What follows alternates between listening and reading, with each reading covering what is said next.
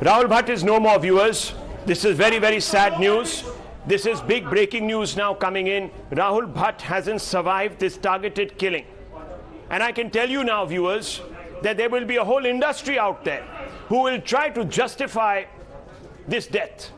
There will be silence, which will embolden more such attacks or more such radicals to commit these attacks. And then there will be an attempt to suggest that there is alienation, endemic alienation in Kashmir. No. You can have all the development in Kashmir, but there is an element in Kashmir that today flies the flag of an obscurantist Islam, viewers. This is an Islamist who has tried to kill a person of another faith to send a larger message that they are trying to create a caliphate. And why are they doing this right now, viewers? They're doing this right now, and let me tell you, they're doing this so that nobody from any other persuasion can live in the valley. There is an attempt at recreating and perpetuating the conditions that existed in 1990 when lakhs of Kashmiri Hindus were ousted to try and create an Islamic enclave in the country. And this is that agenda playing out. Many political parties, like the Congress, like the National Conference, have mocked the Kashmir files, the Aam Aadmi Party saying that, you see, this is all overhyped fiction. It is not fiction. This lives on, viewers, every day on your streets of Kashmir. Hindus are targeted for their persuasion, and many people will today say that, oh, I'm trying to create enmity. I'm not. I'm only giving you the hard facts, because I know the hard facts. I've experienced some of those hard facts. And the fact is this, that this death is not a random attack. It is an attack against people of a particular community, singled out, targeted, and it's a long list now of Hindus who have been recently attacked over the last 8 to 9 months.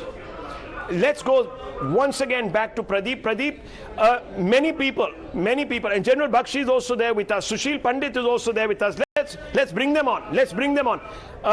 General Bakshi, you gave us a bit of a background. I'm going to try and bring in Sushil Pandit. Please stay on with me, General Bakshi. Sushil Pandit is with us. Sushil Pandit, I know that over the last 2 or 3 months, that movie Kashmir Files that exposed this mentality has been ridiculed.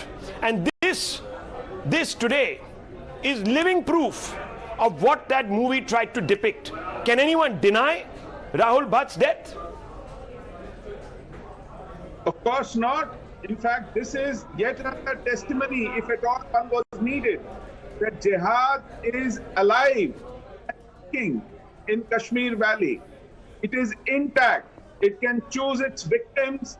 It can choose its timing and place with impunity. And it has done so time and again. Mere event management and headline management cannot concoct normalcy.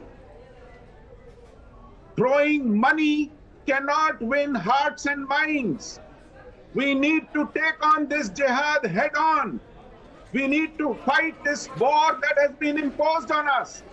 The more we shirk, the more we deny, the more we lie about what we face in Kashmir, the deeper we will sink in this mess. Yes. Now, General Saab, let me bring you in. General Saab, this is very, very important. You were talking about how you were dissuaded from taking the right actions to teach this entire cabal a lesson. Please explain. General Saab, can you hear me? General Saab, can you hear me? Am I there with you? General Saab, can you hear me? General Bakshi, can you hear me, sir?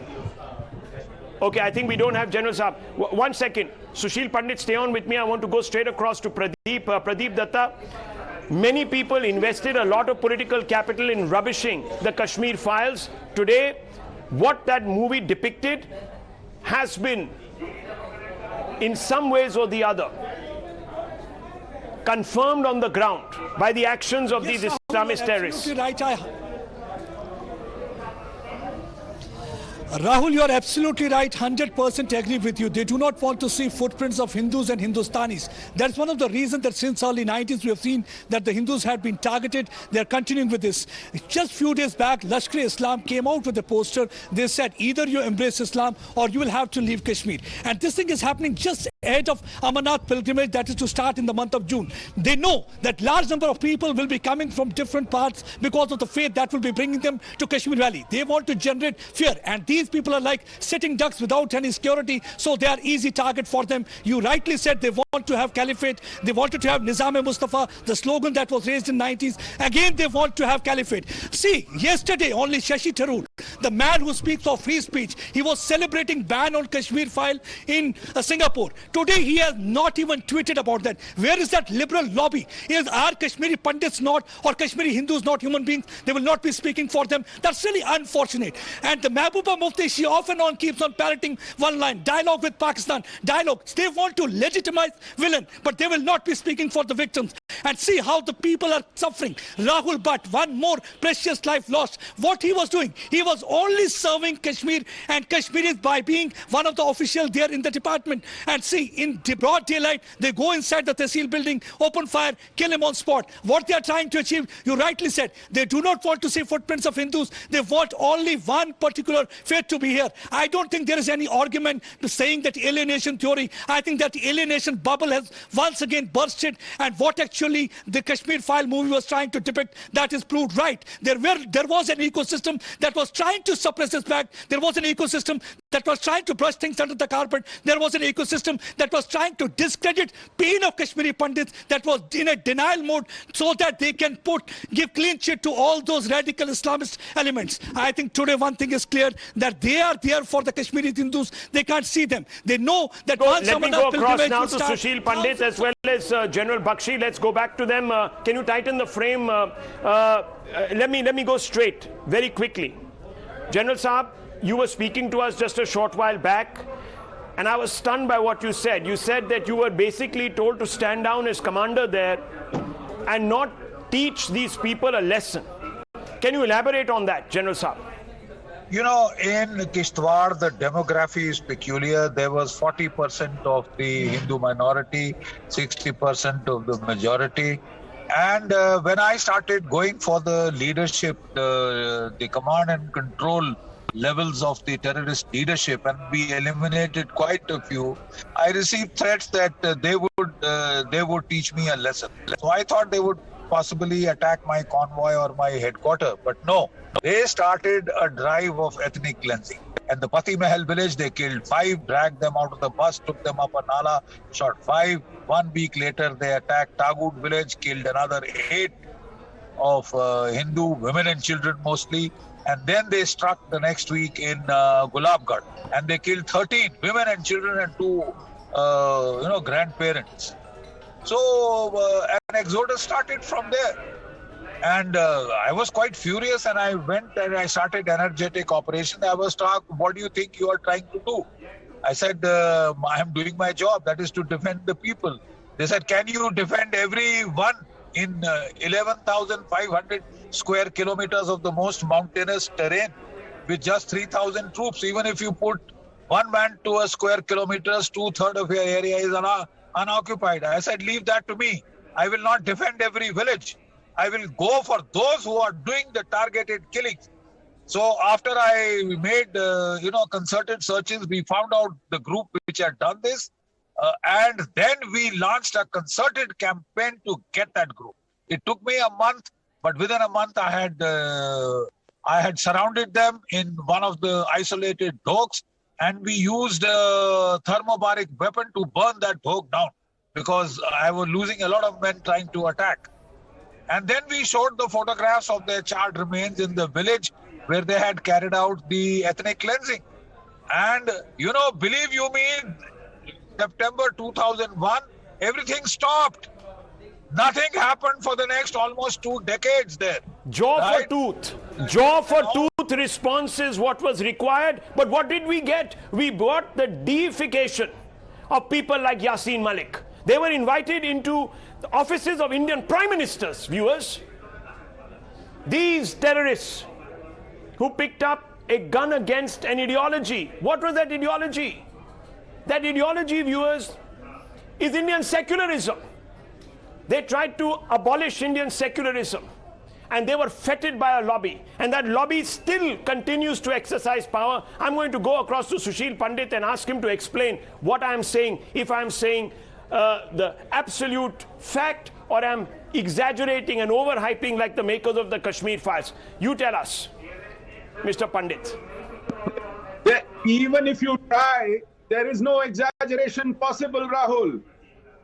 In fact, no words can describe what Kashmir has gone through in the last 3 decades. It is naked genocide, made worse by the denial of those who were supposed to protect the helpless citizens. There can be nothing harsher. You can never exaggerate. In fact, what film has shown and depicted is barely scratching the surface. There are thousands of stories waiting to be told, one more macabre than the other. And it continues in Kashmir. Imagine this man, Rahul Bhat, was sitting in his office. He's a government employee. They came and shot at him at work. If the man is not safe working in a government office, where is he safe?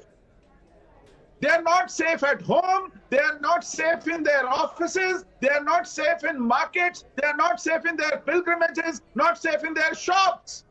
Where are they safe? And why do we concoct this normalcy? Who are we trying to please?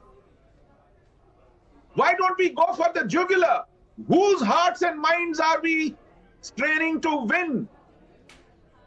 This dil jeetne ka tamasha has gone on for too long.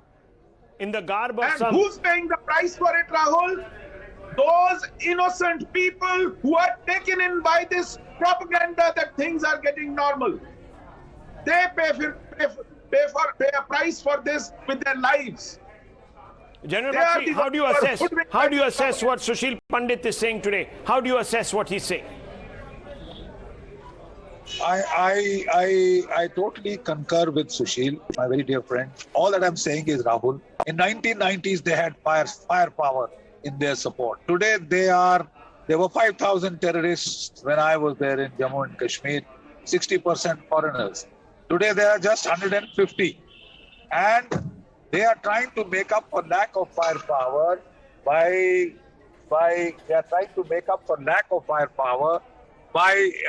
the use of surreptitious assassination squads with pistols, who can hide their pistols and attack such lone, isolated, undefended, unprotected targets. This is the tragedy of Jammu and Kashmir, and therefore we have to now ensure that we go with a vengeance for such groups. Vengeance. And we make examples out of them. Make them, punish them, make an example out of them, says General Bakshi. Mr. S.P. Ved also joins us, former DGP of Jammu and Kashmir. Mr. Ved, what we have seen was exemplified by the movie Kashmir Files just recently. But there were many who came out and said that the Kashmir Files were a work of fiction, of hate. What do you say today, Mr. Ved? Rahul, see, here it's very clear you are targeting somebody for his faith. And what has been depicted in the Kashmir Files is absolutely true, and those who have a lobby of Islamophobia have been proved wrong. See, you are targeting a boy who's serving local Kashmiris, and some of whatever remains of Kashmiri Pandits are left, who have been appointed under the Prime Minister's program for employing the minorities, who are serving the very same Kashmiri Muslim majority people in the Tehsil, must have been targeted after somebody has leaked information about his presence in the Tehsil office in Chadura. And this is same mindset which was responsible for genocide of Kashmiri Pandits.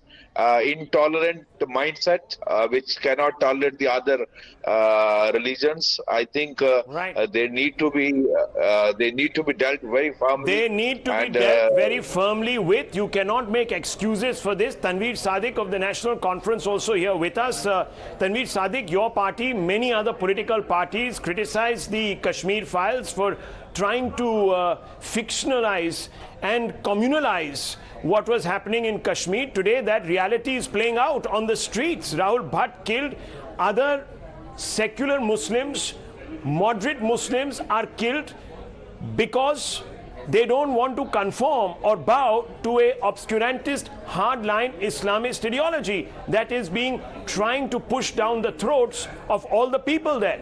Would you condemn it? Or would you say that the people like Yasin Malik, etc., that you all romanticized, should continue to be given a long rope? Tanveer Sadiq. Well, I don't think I have Tanveer Sadiq here. Tanveer Sadiq perhaps ducking out of this one. It's a direct question and I only ask direct questions, viewers. I want to bring in Mr. Chaudhary. Mr. Chaudhary, what do you make of this? What do you make of this? I mean, this is something that we need to understand. It has been continuing. Last year there were Kashmiri Hindus who were killed, there were minorities who were being targeted, and we have been told that some kind of employment packages are being thrown at our faces, and we are made sitting ducks. We have been there. We have been sent there to get killed. There has not been a single prosecution. Forget the prosecution. We are just talking about the safety. You have to guarantee the security also. There is no security. We have been made sitting ducks. People are being sent there. We have no, we have no reason to go back. And the people who are denying our truth, the genocide deniers, the genocide enablers, have been, are hand in gloves with these terrorists. We need to understand that whatever is happening right now is the continuation of the genocide, and it has been denied. And what stops the government of India to act against the genocide deniers? Even Yasin Malik yesterday has accepted to his crimes. Right, Major General, genocide deniers, and here we see yet again explanation coming in on what exactly happened. He has sustained bullet injuries, he succumbed as well. As we've been discussing, this was in the government building, so a clear, bigger message being given out for fear to be instilled. Look, the agenda now very clearly seems to be to prevent a return of the Pandits. Prevent the return of the Pandits, which they see as more or less imminent, more or less a foregone conclusion. So they are trying to raise costs and consequences. They are trying to send a message to the Pandit community: you come back at your own peril. The state cannot defend you. The state can, and it will, and it should. It should come down like a ton of bricks on whatever is left of this scum in the valley. It should come down like a ton of bricks on a mindset, a supremacist mindset, which tries to proclaim that there is only one religion which can be allowed to survive in that geographical entity, and the rest will be wiped out, consigned, sent to hell, shot, killed, murdered, raped, and driven out of their ethnic homelands. This ideology cannot be allowed to pass. We cannot accept this with equanimity, because this is in contravention of all the values that we hold dear: liberty, fraternity, equality of religion, sex, races, people, that they must be able to live together in harmony in a modernist with a modernist outlook, with a liberal outlook. Yes. They shouldn't go around murdering, slaughtering one another, slitting throats at the drop of a hat. I mean, that thinking belongs to the 7th century AD. We can't resuscitate a time warp of the 7th century now in the 21st century. It is the 3 times 7 centuries too late. It needs to be fought against, this mindset. Okay.